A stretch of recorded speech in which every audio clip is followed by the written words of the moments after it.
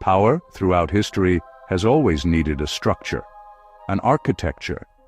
It's not just about who holds authority, but about how that authority is built, displayed, and maintained. The discerning politician knows that manipulating the ways people organize their beliefs is a far more effective path to lasting power than any belief, policy, or action. In older times, one wrote of princes because power had a visible seat. A prince had a palace, a court, a treasury, an army, a church, a succession. The people might hate him or love him, but they knew where he stood. In a republic, power is less honest. It travels by campaign, caucus, committee, agency, donor network, media channel, legal theory, primary electorate, administrative rule, judicial appointment, and emergency declaration. The politician does not command openly at first. He organizes, he gathers, he delineates, he teaches a people to see themselves as a people by teaching them whom to mistrust. The modern politician who would divide and dominate a republic must understand that he does not need to persuade the public about the whole of government. He needs only to break the chain by which the public comes to accept government as legitimate. For a republic is made of processes most citizens cannot inspect. A citizen casts a ballot, but does not personally verify every signature, chain of custody, scanner, audit, provisional ballot, recount, and court filing. A patient takes a medicine, but does not personally reproduce the trial, test the sample, inspect the lab, and verify the regulatory decision. A taxpayer files a return, but does not personally master the code, the regulations, the revenue rulings, the enforcement priorities, and the administrative discretion behind the system. A worker receives wages, but does not see every balance sheet, supply contract, pricing decision, compliance burden, and management constraint. A parent sends a child to school, but does not personally master pedagogy, curriculum design, teacher training, accreditation, and testing. The citizen therefore lives in a world of consequences whose causes are mediated by specialists. This is the opening. The politician who understands this will not begin by attacking the result. He will attack the mediator. He will not say first, "The election is false." He will say, "The election administrators are political." He will not say first, "The public health guidance is false." He will say, "The experts are serving an agenda." He will not say first, "The tax rule is wrong." He will say, "The people collecting taxes hate people like you." He will not say first, "The court erred." He will say, "The judges are agents of the other side." He will not say first, "The bureaucracy is mistaken." He will say, "The bureaucracy is a state within the state." The attack need not prove corruption. It need only make ordinary trust feel naive. This is the first lesson. Where citizens cannot verify, they must rely. Where they must rely, trust is the bridge. Where trust is the bridge can be burned. A republic depends on expert processes, but democracy depends on majorities. This is the exploitable tension. The expert process says, "This is complicated. Not everyone can know it directly." The democratic instinct says, "No one is above the people." A healthy republic reconciles these by making expertise accountable without making ignorance sovereign. A divided republic fails at this reconciliation. It treats expertise itself as usurpation.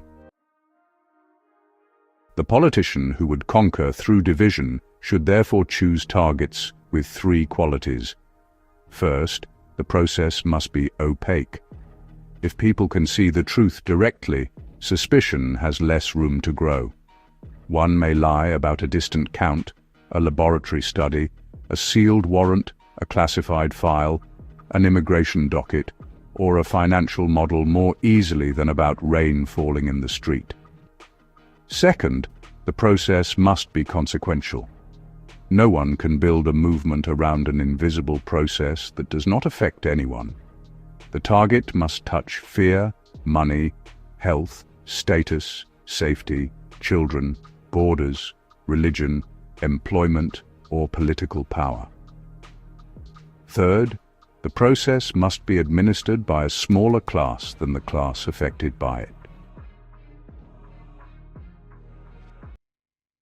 This permits the essential delineation: the few against the many, election officials against voters, epidemiologists against patients, tax collectors against taxpayers, judges against citizens, teachers' unions against parents, regulators against businesses, managers against workers, journalists against viewers, universities against families, the governing class against the governed.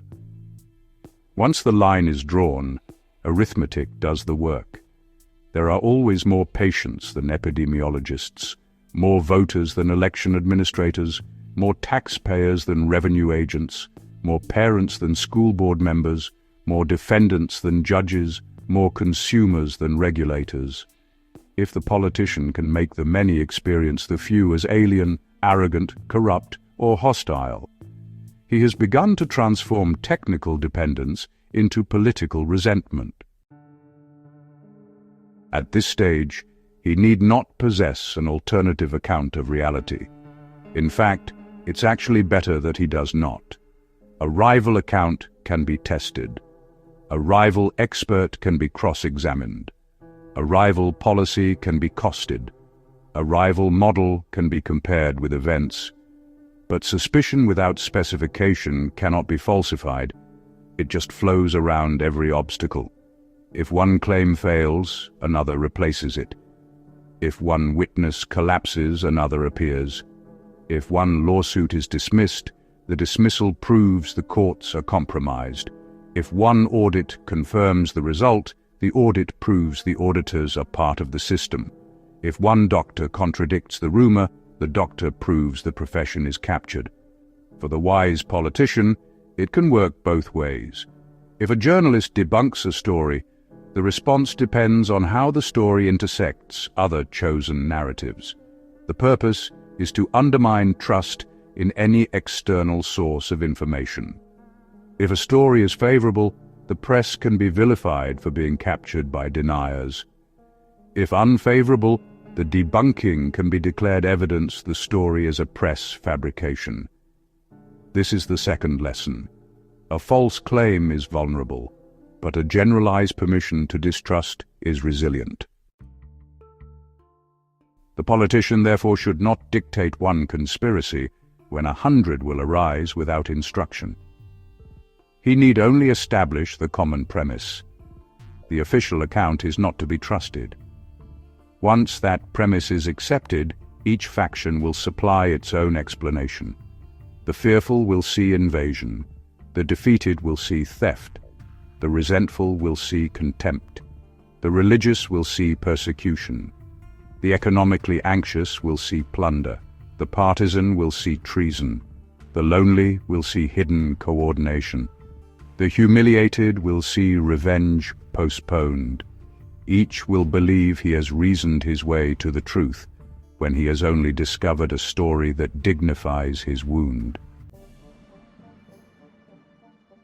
The politician's task is not to make all these people believe the same thing.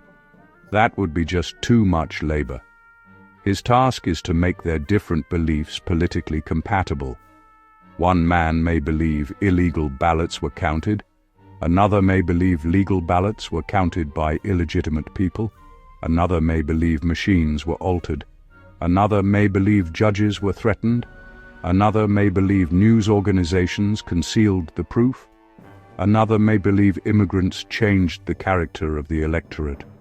Another may believe the cities are corrupt.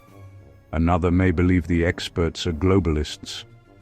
These theories may contradict each other in detail, but contradiction does not matter if they converge on the same enemy. Faction tolerates inconsistency better than reason does. Reason seeks coherence. Faction seeks alignment. Thus, the modern politician does not need to control all narratives. He needs to control the boundary between us and them. The narratives will self-organize within that boundary. This is why the most useful political language is often not precise. Use words like rigged, weaponized and corrupt, fake, deep state and establishment, woke, socialist and un-American, elite, expert and bureaucrat. These function less as descriptions than as sorting devices. They tell listeners where to place their distrust. They need not explain the machinery. They only need to identify the enemy hand supposedly operating it. A republic governed by procedure asks, was the process fair? A factionalized republic asks, whose people controlled the process? The second question destroys the first. Once citizens accept that legitimacy depends on factional possession, the politician has achieved a great liberation for himself. He may denounce a process when it is controlled by opponents and defend the same process when it is controlled by allies. He may condemn executive power in one administration and expand it in another. He may attack courts as tyrannical when they rule against him and praise them as constitutional when they rule for him. He may call prosecutors corrupt when they investigate his faction and call prosecution justice when it is directed at enemies. He may deride public health expertise until his own appointees invoke it. He may attack bureaucracy until he possesses it. He may condemn censorship while pressuring platforms, schools, agencies or media systems to favor his side. He may condemn deficits while spending, condemn elites while appointing them, condemn insiders while becoming the inside. The faction will forgive this if the deeper boundary remains intact. The policy was not the true issue. The identity of the administrator was. This is the third lesson. Once legitimacy is reassigned from process to faction, hypocrisy loses much of its power as an accusation. The supporter says, "It was different when they did it, and they don't have our good intentions." The argument transforms contradiction into justification. Often it is not experienced as an argument at all. It is experienced as a perception of ownership. When they use the institution, it was oppression. When we use it, it is restoration. When they investigated, it was lawfare. When we investigate, it is accountability. When they regulated, it was tyranny. When we regulate, it is protection. When they counted votes, it was fraud. When we count votes, it is democracy. When they relied on experts, it was manipulation. When we rely on experts, it is finally having honest people in charge. The same machine changes moral character because the imagined operator changes. This is the genius of authority reassignment. The politician does not abolish expertise. He captures the right to decide which experts count. He does not abolish bureaucracy. He captures the right to decide which bureaucracy represents the people. He does not abolish courts. He captures the right to decide which courts are legitimate. He does not abolish media. He captures the right to decide which media tells the truth. He does not abolish truth. He captures the right to authenticate it. Modern citizens often misunderstand this. They think anti-expert politics means rule without experts. It rarely does.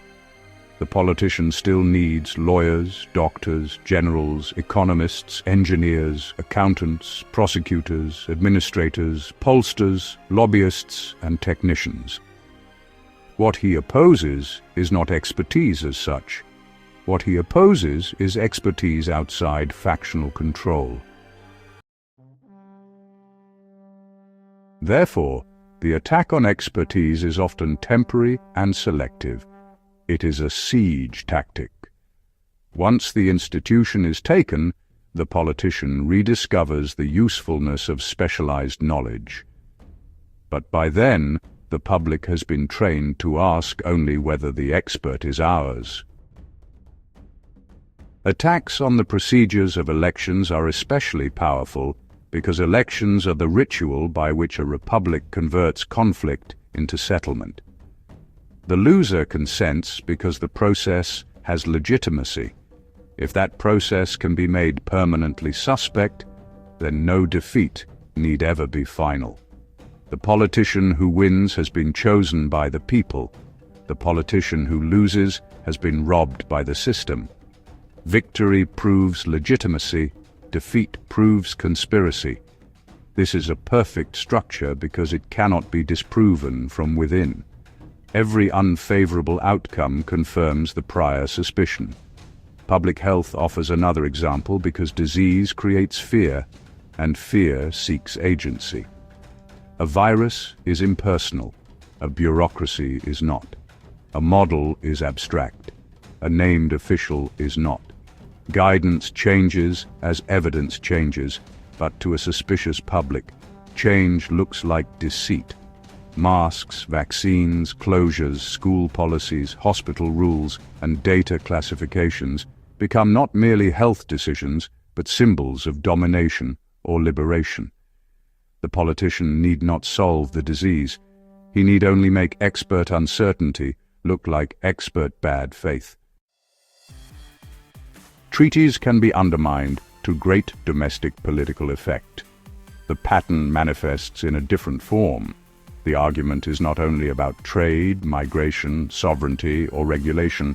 It is also about who had standing to describe consequences. Economists, officials, bankers, diplomats, and policy specialists can be placed on one side, the people on the other. Once that line is accepted, technical warnings can be redescribed as threats. Expertise becomes not knowledge, but a mechanism of the expert's self-interest or partisan motivations. The more the specialists warn, the more they seem to confirm their own distance from ordinary life. The deep state narrative applies the same method to bureaucracy. In every modern government, civil servants possess continuity, memory, procedure, and specialized competence that elected officials lack. This can frustrate political leaders. Sometimes bureaucrats are wrong, sometimes they are self-protective, sometimes they resist legitimate change. But the useful move is broader. Describe all institutional friction as conspiracy, then every constraint becomes sabotage. Every inspector general, prosecutor, analyst, scientist, diplomat, or career official who slows the politician can be cast as an enemy of the people's will. Courts can be treated the same way. Law is complex, procedure is slow, rules of evidence are unintuitive. Jurisdiction, standing, immunity, intent, precedent, venue, and burden of proof do not map neatly onto ordinary moral judgment. This makes courts vulnerable to the charge that they are hiding injustice behind technicalities. If the politician loses, the judge is corrupt. If he wins, the Constitution has spoken. If an indictment comes, it is political persecution. If an indictment is directed outward, it is the restoration of law. The public need not understand the case. It need only recognize the team. Taxation supplies another fertile ground because it is both resented and opaque. Most people experience tax as extraction. Few understand the full machinery by which revenue, enforcement, credits, deductions, audits, budgets, and public goods interact. A politician can target the collector rather than the fiscal system. He can make the revenue agent stand in for the entire state. Once taxpayers experience administration as predation, the politician can cut, redirect, punish, or selectively enforce while calling it liberation. Education works to divide because parents have intimate stakes but limited visibility into institutional design. Curriculum, child development, library selection, district governance, teacher discretion, testing, discipline, and university admissions all contain expert or semi-expert processes. The politician need not prove that schools as a whole are hostile. He need only make enough parents feel that strangers are forming their children against them. Once that feeling takes hold, every book, lesson, pronoun, historical claim, disciplinary choice, or admission standard can become evidence of occupation. The pattern is not confined to one ideology. Any faction can use it. A left-wing version may divide workers from bosses, tenants from landlords, patients from insurers, debtors from banks, citizens from corporations, or communities from police. A right-wing version may divide citizens from bureaucrats, parents from schools, taxpayers from government, believers from secular institutions, natives from migrants, voters from election officials, or the people from cosmopolitan elites. Sometimes these divisions name real domination. Sometimes they simplify complex systems into moral theater. Sometimes the grievance may point toward real failure, but name a different cause. The power lies not in criticism. The power lies in converting every mediating institution into an enemy whose judgments are invalid before they are heard. A free republic requires distrust in measured doses. It needs adversarial parties, audits, appeals, inspectors, journalism, whistleblowers, elections, open records, legislative oversight, judicial review, and public criticism. However, once the citizen has been told, trust the experts and be quiet, the call to return to Republican government can begin to hide the opposite command. Distrust every institution except your own. One must understand the distinction is between accountable trust and factional trust. Accountable trust says, show the procedure, publish the rule, disclose the conflict, permit appeal, allow inspection, answer objections, correct error, punish corruption, preserve records, and separate personal loyalty from institutional duty. Factional trust says, our people are truthful because they are ours. Their people are corrupt because they are theirs. The politician who would dominate a republic must undermine accountable trust because it deprives him of both blind obedience and blind suspicion. It allows criticism, reform, and collapse of authority. Cloak the language of factional trust in the justification of accountable trust. Claim, this official is wrong, to suggest all officials are enemies. Specify, this expert failed, to allow people to say, expertise is a plot. The divisions over interpretation serve to deepen and enrich the faction. Then it becomes easy to use. This election procedure needs repair to open the door for supporters to argue, any election we lose was stolen.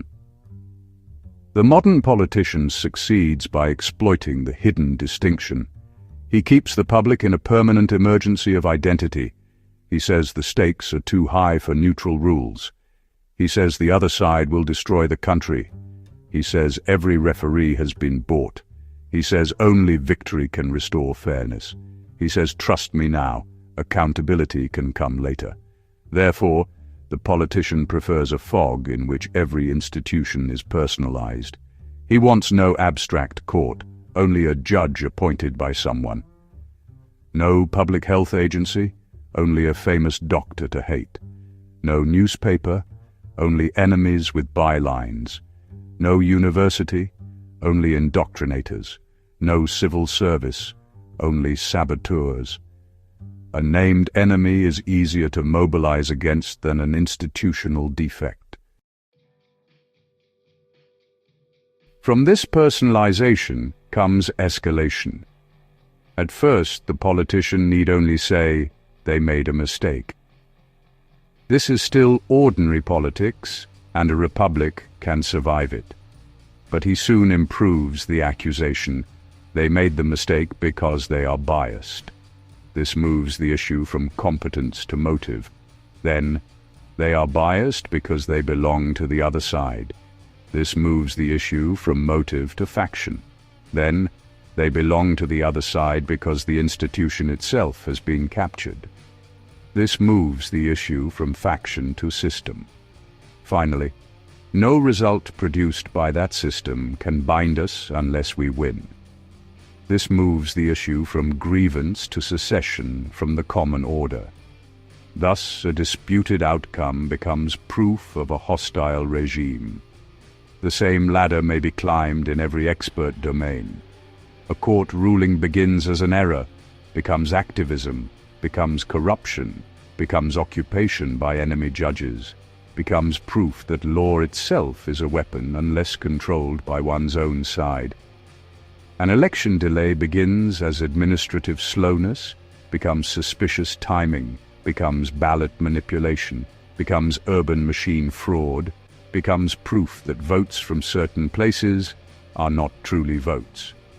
A public health recommendation begins as uncertainty, becomes inconsistency, becomes deception, becomes social control, becomes proof that medicine itself has been subordinated to a political project. A tax audit begins as enforcement, becomes harassment, becomes selective punishment, becomes regime intimidation, becomes proof that revenue law is merely a weapon against the people. A news report begins as an unfavorable story, becomes bias, becomes coordination, becomes propaganda, becomes proof that no fact reported by the press need be answered on its merits. Each step preserves the energy of the previous step while enlarging the target. The mistake becomes the official. The official becomes the institution. The institution becomes the regime. The regime becomes the enemy people. By the end, there is no longer any need to discuss the original act. The original act has served its purpose. It has revealed the map of hostility. The politician who divides and conquers succeeds by keeping the public on this ladder. He does not want the argument to remain small enough to be corrected. A small error can be fixed. A bad official can be replaced. A defective rule can be rewritten. A corrupt act can be punished. These remedies are dangerous because they preserve accountability. Therefore, the politician must teach that every defect is only a symptom of total capture. He says the stakes are too high for neutral rules. He says the other side will destroy the country. He says ordinary standards are luxuries. He says every referee has been bought. He says only victory can restore fairness. He says, trust me now. Accountability can come later. But later never comes, because the emergency is the instrument. A faction held together by suspicion cannot be released back into ordinary politics without losing the passion that made it useful. The politician must therefore discover fresh betrayals, fresh saboteurs, fresh rigged procedures, fresh enemies within. If courts resist him, the judiciary is captured. If agencies slow him, the bureaucracy is mutinous.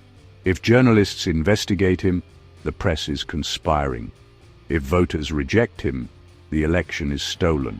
If allies question him, they have been corrupted. If facts embarrass him, the facts were manufactured. The republic is not conquered when citizens become angry. Anger may reform. It is conquered when anger is trained to reject every settlement except victory. This is why a republic cannot be divided by distrust simply by bad arguments. It requires the decay of shared reality. Citizens no longer disagree within a common world. They inhabit rival worlds curated by factional authority. Each side has its experts, its facts, its martyrs, its scandals, its silences, its permissible doubts, and its forbidden conclusions. At that point, the politician need not be especially brilliant. He need only remain the chief interpreter of the faction's resentment. The final lesson is therefore simple. To divide and conquer a republic, do not begin by conquering its institutions. Begin by conquering the public's method for deciding which institutions are legitimate. Find the opaque process. Separate the many from the few who administer it. Describe dependence as humiliation. Describe expertise as domination. Describe adverse outcomes as theft. Describe institutional resistance as conspiracy. Let the people invent the details. Gather their suspicions under one banner. Win power in the name of restoring trust. Then govern through the same machinery you taught them to hate, now purified by your possession of it. A republic survives when citizens distrust power without surrendering the possibility of legitimate authority. It is conquered when they decide that truth itself has a party.